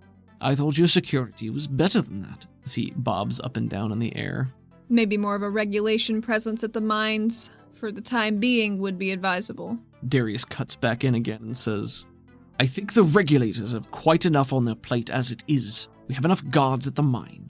And besides, if he were to strike again, it's not as though we'd be able to stop him with guards, is it? Based on what you've said. We're acting under the assumption that he is working alone, but we don't know that. Seeing as it's such an asset to the city and its interests, I think it should be more guarded. A rumble of assent from definitely Ton and Lizeth. The mousy-haired woman perks up a little bit and steps forward tentatively. She's not sure if she's allowed to. Athena looks and nods in her direction like she wants to hear what this lady's gonna say. She says, if it matters at all, the energy readings are extremely low right now, almost as though it's been drained a second time for the day, so it's not nearly as volatile as it might be. The rest of the city appears to be running on lower power too. Darius looks down, glares at her. Athena angles a thankful nod her way. She smiles when she sees you, but then takes a few steps back when she sees Darius. Athena will add, with the amount of veins going throughout the city, I doubt he came to the mine to siphon it off. Most likely he just did it through the shell of the shard itself or through a vein running through a tunnel. We're not lacking for those. You just need to find one. Normally they're too dangerous, but if he's got some power to throw around from stealing other people's, he might have felt bold enough to. So we need to find out how he's doing it and shut off access. It's Zaxby Zadar, who turns to you and addresses you, AleraCorp, although the head of which is Galassi Zadar. Zaxby Zadar sits on the AleraCorp throne. AleraCorp, as we know, is the general corporation. They handle the rest of equipment manufacturing. They're sort of the called counterpart. They have general services. They have a lot of bodies, people, personnel, and a lot of widespread influence on the surface. And they handle the rest of distribution. This throne visually towers, mimicking the silhouette of the tallest skyscraper in Olera. The top is being struck by lightning, spun out of threads of glass that refract the low light of the room in prisms on the ceiling and on the face of the man sitting upon it. Dressed in a fine pinstripe suit, one leg crossed over the other, hands clasped on his knee. He looks thoughtful, not concerned, but he turns to you with a relaxed arrogance. He's got long, narrow features, looks very much like Bolt, flowing golden hair, but there's more intelligence in his eyes. And do you have any suggestions on how we might go about doing that? I believe if we find him, he will lead us to his source. If we exhaust him, he'll need to draw on it again. We can find him and it simultaneously. When they're panicked in a battle situation, they're not always thinking the clearest. They're trying to find their best course for survival, and that would be his. And your plan is to go to where this barge was, poke around, and hope for the best? Unless you have a better one. We're out of time. People are dying. No, we don't know that. She gives him a look, a very steady, come the fuck on look. He turns away from you and is speaking to the other council members now. We simply don't have enough information. If we work on hearsay, we could be diving into a terrible situation. I think more importantly, the city has come to a halt. That could affect everyone. It's a tragedy that these people are lost temporarily, of course, but what's going to happen while they're gone? We need to fill those ranks. We need to make sure the city doesn't fall apart in their absence. Temporary could become permanent if we don't act swiftly and decisively. I don't disagree, but I don't think we have enough information to act on yet. But what we do know is that there are empty positions that need to be filled. That's where we can help. I'm sure AleraCorp would be more than happy to volunteer boats and bodies for the rescue effort, but those people will be returning home shortly. Oh, that might be, but that's for the council to decide, Regulator. I was simply called upon for my opinions. Your operational opinions, not your economic opinions. Thank you. Opinions are opinions, she says and looks off. Takes a sip of the coffee she's still holding for some reason. He sips from his water, looking happy as ever. Lizeth Rax, the enormous blue Karnak. She's a Dillian, so she's big and beefy. Got a horn on her nose. She's kind of Triceratops-like. Frills. The frill would appear to be shards of Cori crystal embedded throughout her body. She's a Link. You've seen her in action. She's quite formidable. She's so cool. Athena's keeping it together. Head of the Cassians, in charge of overseeing the tunnel network that goes deeper into the mountains, keeping track of and stopping any kind of incursions from the creatures that try to push up from down there. Many types of what you might consider monstrosities that have been warped by the Cori energy in the last centuries. Lizeth Rax, who is magnitude magnificent. We've seen her in action. And the Cassians are almost universally renowned as mighty warriors.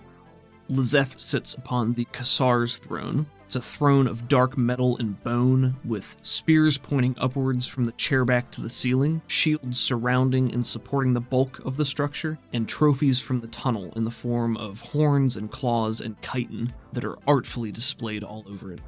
She says, Well, this sounds like Cassian work to me. I mean, we're going down into the tunnels. We're much more used to fighting what's down there. And if he's hiding down there, you can be sure he's not by himself. Or at least that there won't be other stuff lurking around. I agree. My concern is everyone in the cloud fell asleep, and if he can do that again, we can't have more Cassians lost. This has to be a small strike. Small and swift. And what sets you apart? Why should you go, and not us? She taps her circlet. I was awake. I saw everything. It has to be some kind of psionic that's putting people to sleep. And what's that? and she points at your head where you're just tapping. It's an augment I developed on the surface. It blocks mental intrusions. It's been very useful. She smiles. When you say on the surface, Sekatan specifically shifts in his seat and looks a little grumpier. My team has been getting outfitted with them as they've seen my prior situation and became concerned. Gestures at Pavi and taps her ear. Zaxby says, as the good regulator has pointed out, we have access to far greater technologies on the surface than can be developed regularly down here. We have more bodies, more opportunities. If we had the opportunity to study this diagram, we could begin mass production immediately, which would allow a much greater force to infiltrate. Oh, fun fact. I pulled this out of my blood, so I don't think that came from your laboratories. I didn't say it did. I said we have technology, and we could replicate that technology if you would share it with us. which we could then use to outfit the rest of the forces that would need to go into the tunnel, and we wouldn't need to rely on a small strike force. She looks at Roth. Want to get his vibe on that? Probably squinting. Roth is all squints. Now he's splitting his distrust between you and Zaxby both. He's looking between both of you with the same expression. I believe time is of the essence, and that is not practical for the immediate future. Zaxby waves a hand and says, It's for the council to decide, and I'm only here to provide positive options that could see us through to the other side. Far be it from me to discount something out of hand. She's listening to Roth and thinking, if the crystal did dip down on the night of the riots, that would make sense if that was a test run for Zeev to see how big a cloud he could make. Shakes her head. There's some slight murmurs around the room. It's worrying to me that something like that wasn't reported, she said with a sad smile, to those involved with that specific investigation, because some lives might have been saved otherwise. Who's she looking at? The ceiling. It's Darius then who speaks and says, The appropriate reports were passed along to the appropriate personnel. and just leaves it at that, not looking at you. She nods, looking at the map on the table.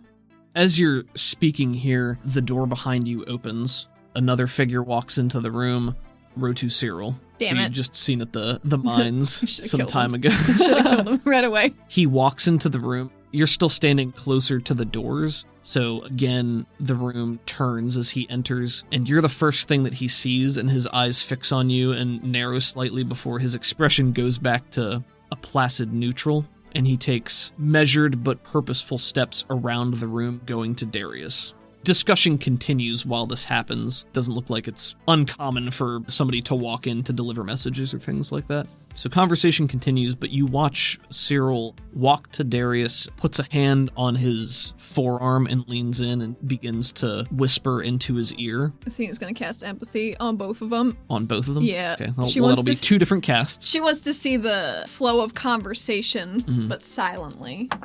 I'm gonna Benny that one. Okay. That's garbage. Okay. Who is this for? Cyril. Cyril? I guess that's a 4. That's, you know what, maybe it's fine. He also got a 4. You met the target number. That's just a basic success. And this one's for Darius. Okay. 17. He got an 8. That is a success with a raise. Wonderful. So you can get a +2 for influencing Darius and a +1 for Cyril. As you cast it on both of them, you see both of their auras at once. You're just looking at them like a single photograph as this all happens. You see the same pink-purple hue to Darius's, and you see that same golden fringe on Cyril's. Cyril's aura is highly agitated. There are lots of reds and yellows and oranges. You can tell that he's on edge. There's just a cold fury there that's barely restrained, but also a sense of purpose. Darius's aura is extremely skittish. Blue for thoughtfulness, a lot of concern. You can tell yellows and oranges, he's wary. His aura is moving a lot faster and intermittently, so he's definitely on edge. There is a spike of both fear and anger as their exchange goes forward, and then you do see him look ever so slightly in your direction, and his eyes are wide with that same surprise and anger. She's not looking at him. She's looking probably in the middle of the two seats, him and whoever's on his right or whatever, just hitting the wall so she can still see the colors in her peripheral. As that is happening, the door opens again and another person comes in. Oh God, who is it? This person's just dressed in an AleraCorp business uniform. They're not somebody that you recognize. Gotcha. And they walk over to Zaxby, step up to his throne and begin to whisper to him in much the same way. Well, I might as well check that shit out too. I'm only gonna cast it on Zaxby though. Okay. 8. 9. Damn. Can I re-roll it? In non-combat situations, you can. So go ahead and re-roll it. If you're not going to Benny it, I'm going to say that if you do it again, it might be obvious to him that you're scrutinizing him. Okay. Doesn't mean could that I Benny it then? Yeah, okay. Go ahead. I shall Benny. It's like at some point there should be consequences, right? That's a 7. I'll just wait to scrutinize him. I'll go again. Worse. Guess it doesn't work. You can keep trying it. You're going to keep spending power points, and the longer you're staring at him, the more obvious it might be that you're staring at him, right? One more roll for fucking Zaxby goddamn Zadar. Against his 9. Shit. Do you have 8. conviction? No. Shame. Yeah, that's all she got. I don't want to run out of points or anything. We get a shot of Athena squinting over in Zaxby's direction for a prolonged period of time. As he She does just squint at people sometimes. So he has his head bent, listening to this aide, swirling his water in his glass as he listens. Roll me a notice. 5. You do notice an expression somewhere between surprised and amused flick over his face very quickly, and then it's gone. And that's about the time when the aide pulls away, he straightens up, and he looks over at you and sees you squinting at him, quirks one eyebrow with a slight smile, holds up his water to you, a little salute, takes a sip, She doesn't know gives how to you feel about that. a winning, toothy smile. She doesn't like that. Athena's actions may not bear fruit, but man, do they bear consequences. There's talk going on between the others. Roth brings things back together by speaking over everyone. Well, we've heard what Regulator Sedaris had to say. Do you have a plan, Sedaris? I have the beginnings of a plan, and I'd love opinions. Please, by all means. She walks over to the map and grabs one of the little battle markers and plops it approximately where the barge was. This is where the cloud was heading.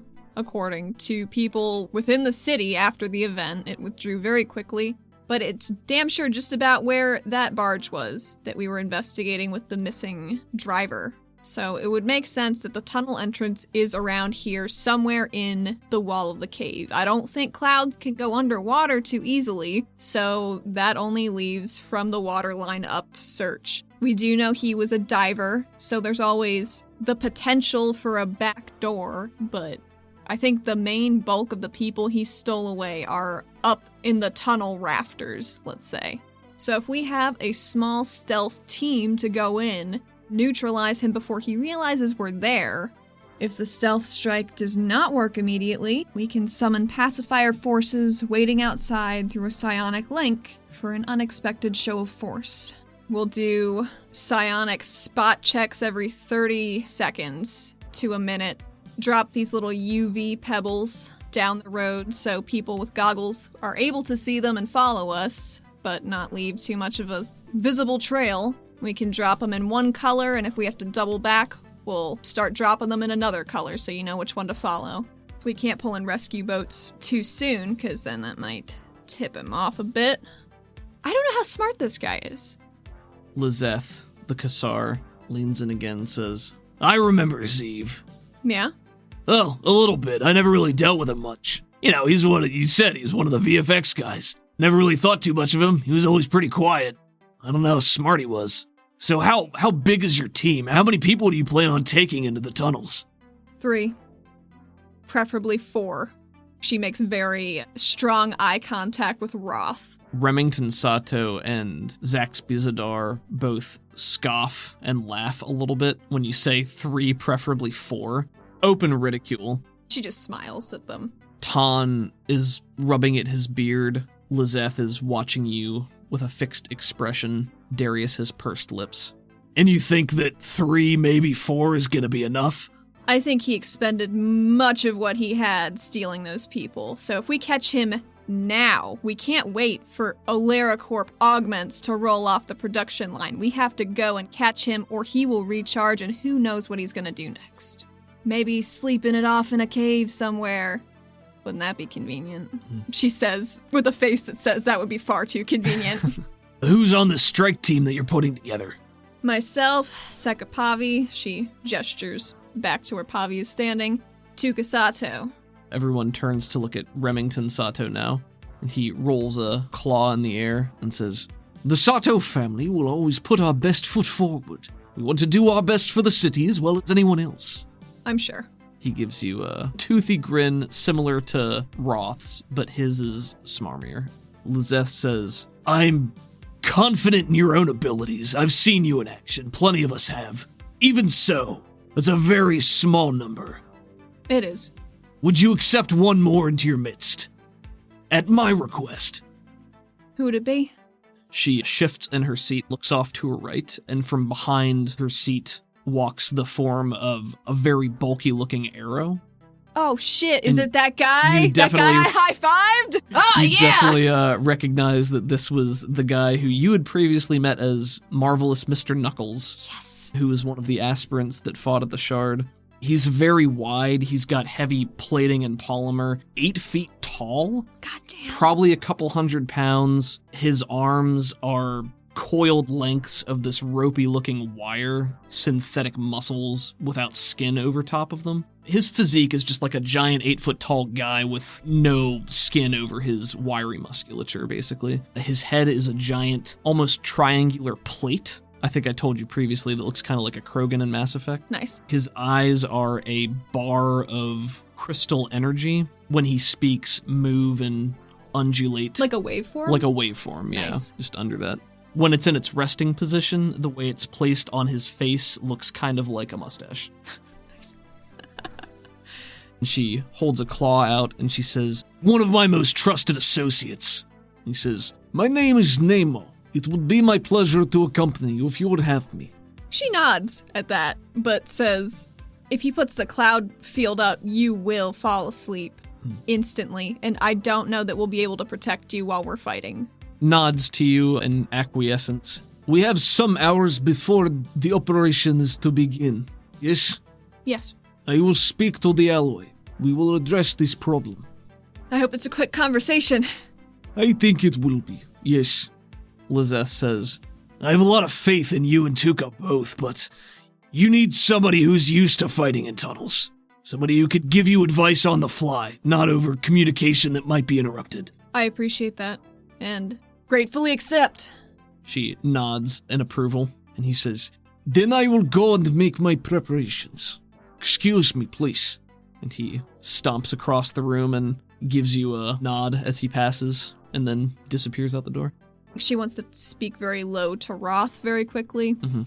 Arbiter, I know it's not standard, but I would feel better about our chances if you were to accompany us. I've seen what you can do. Even with the press conference where the snipers showed up, you made that entire shell of Earth, and I don't want this tunnel to come down around us while we're trying to get people out. And you are outfitted, it would seem. As you get closer to him and start to whisper, he takes a few steps away from the table, sort of away from everybody else, tries to pull you along with him, not physically, but makes it clear that he wants to talk over here. And he says, Well, that depends. You willing to come clean with me yet? Or was this just some trap to bury me under the mountain so people forget about it? Could we speak in private? After the meeting. Yes. His eyes narrow to you, but he gives you a small nod. Conversation continues as you had been pulled away for just a moment. Maybe what pulls you two back is Tan is now on his feet, pointing at Zaxby. Oh, God. And he says, You will not treat our citizens as expendable or replaceable.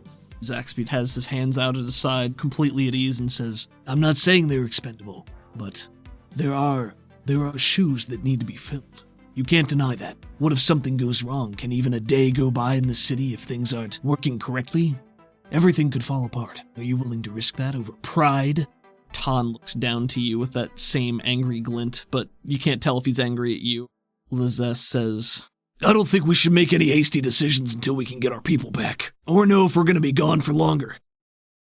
If they are truly lost to us, at least let us fill their graves before you try to fill their boots. Zaxby says, My apologies. I'm simply a realist.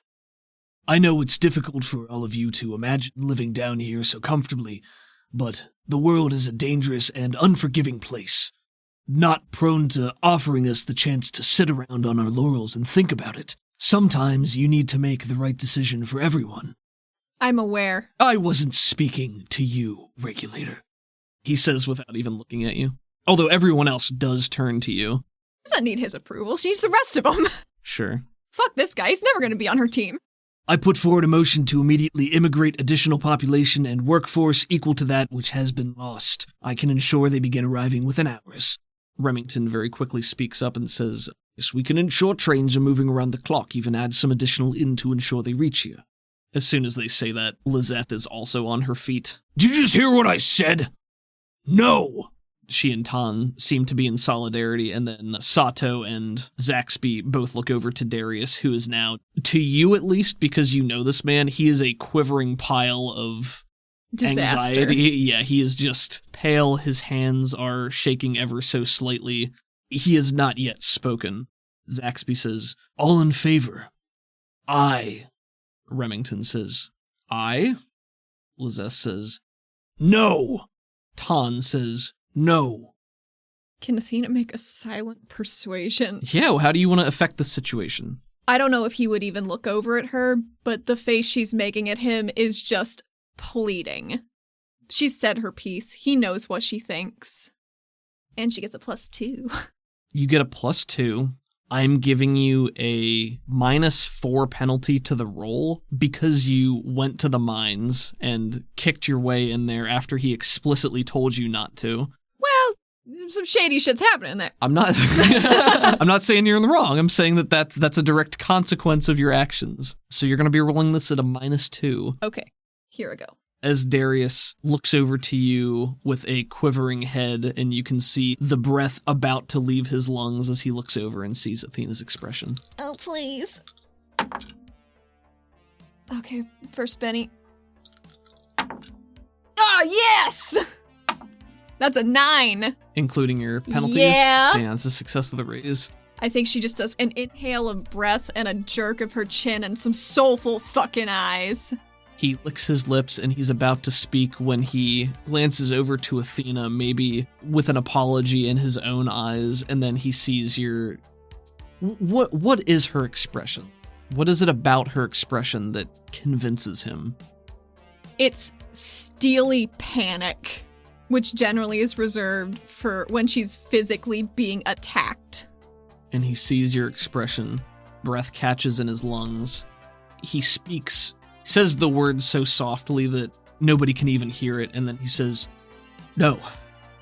No, will not bring in additional personnel. Not yet." We hear Pavi in the background exhale. The rattle going... Turn around, she's wringing her hands. The rest of the room, there is stunned silence. Literally everyone else in the room, Lizeth and Tan, who are still on their feet, looking over at him, Baffled. Baffled hope, I think. A lot of the tension left them there. Sato looks surprised but amused. Zaxby has the same neutral expression, except his smile is much deeper. Brows are lower than they normally are. He says, "Very well. That's democracy."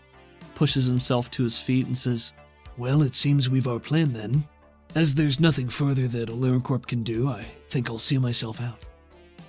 Do call upon me once you realize what we have to bring to the table, and how much you need it." Steps down from his throne and begins walking towards the door, right past you, Athena. He's walking by you, and he holds out a hand to shake yours. "Regulator?" Yeah, I guess she shakes his hand. As you grip, his grip is firm. He's not trying to crush you, it's just a normal handshake. And he says, in a low voice that only you can hear, "I guess your grandfather was wrong about you. I guess you don't care about your family's safety after all." Oh, I thought you cared about yours. Meaning Bolt, obviously. Sure. He doesn't have to know that they're good pals. She fed him a snail the other day. They're buddies, but he doesn't have to know that. "Everything I do is for my family. Best of luck in the tunnels. I hear they're quite treacherous. Be seeing you." He's still holding it, and he does the double clasp, pats your hand with his other hand, gives you one more toothy smile, but there's definitely a glint of burning fury in his eyes Good. as he exits the room. Can she make a static field around herself that makes his hair fluff up? Sure, roll me your essence die. Yes, they both flew up. 17. It's not purple visible static, but it does emanate from her, so when he walks past her, his hair fluffs up like he touched a plasma ball. Excellent. You can take a penny for this. His hair fluffs up. His hands slip into the pockets of his tailored slacks. See if he notices. 1 and a 6. Okay. As he gets to the door, his hair is just fluffed out behind him in this ridiculous crescent. The door slides open and the pacifiers are there. You distinctly hear one of them go...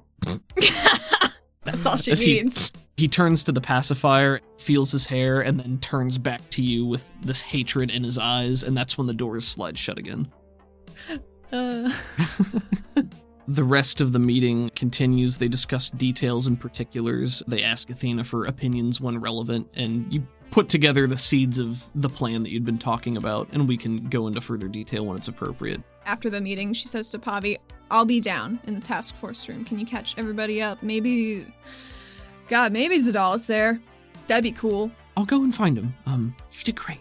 Thank You you. did such a good job. Oh my god, my hand is still shaking. Yeah, she clasps it and gives you a pat on your arm and says, You did great. Did you see Zach's hair? I did. Don't know that was smart, but I liked it. I'm making a lot of bad decisions today. I think that's the least bad one. Mm. She smiles. She smiles too. Perks up. All right, I'll meet you down there. Okay. And she leaves. Everybody else starts to filter out of the room. Sato drifts down with a stretch. Well, that certainly was an eventful meeting.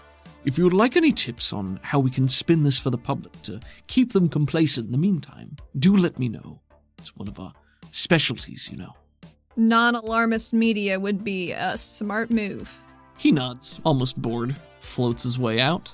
Lizeth passes and says, Nemo's one of my best. He'll do right by you. Oh, I saw him fight. That was just play fighting. I know. Stay safe out there. Thank you. She clomps past you with her small retinue. Ton passes. All he says is, Good luck. We need you. Pats him on the shoulder as he goes back. He's not a man of many words, so why should she be a lady of words tonight? Sure. This morning. And then it's Darius, Cyril, Roth, and you still in the room here. Darius says, Arbiter, I would be grateful if I could speak to Regulator Sedaris alone. He turns with an apologetic smile and says, Oh, I'm sorry, Curator. I'm afraid I've need of her for planning purposes, you understand. It'll have to be later. There's a most urgent meeting we need to have. Roth is going to try to shuffle you out of the room with him. Could I just have one moment? No. Leans in and says, You come with me now, or we got nothing else to talk about. I ain't leaving you here with him again. Okay. She leaves without looking at her grandfather. I don't know, she can right now. Gonna be real sad when he ends up in a gutter at the beginning of season 3. As you guys are walking out, Darius stands up and he yells at Roth and you as you're leaving. You can't do this! You can't treat me that way! But Roth just pushes you out of the room. Maybe she does turn back over her shoulder just to give him one pleading look. We will talk. When it's just you that he's looking at, his eyes are very scared, pleading for you, but that's when the doors close and cut it off. Sounds right. You and Roth in the elevator alone, you walk past the pacifiers. He will ride with you in silence. Unless you broach the silence, he will take you the whole way back to his office in silence. Yep, silence is good. She's formulating what to tell him. Okay. She's just there drumming her fingers on her thigh. Mm-hmm. Real cash. Sure. She's not nervous. We cut back to you two in the office of Arbiter Photius Roth. Looks just like the other heads of regulation. There's a giant glass wall, orange liquid quarry just beyond. Red Small shards red and green shards and green bubbles, yeah. Roth goes around to his desk and sits down in his great chair, holds a taloned hand out for you to speak. Athena sees Roth taking his seat, and she starts pacing, goes over to the trophy case, and she sees the picture of Joel from before she knew him. She looks Joel in the eyes instead of Roth as she begins to speak. Jex Davith killed Joel. I saw it, and I ran, and I didn't know what to do. And the surface, you've been there, you've seen, it's a disaster. Just people running amok everywhere, so I put some effort into organizing that chaos. What can Pantheon do for you?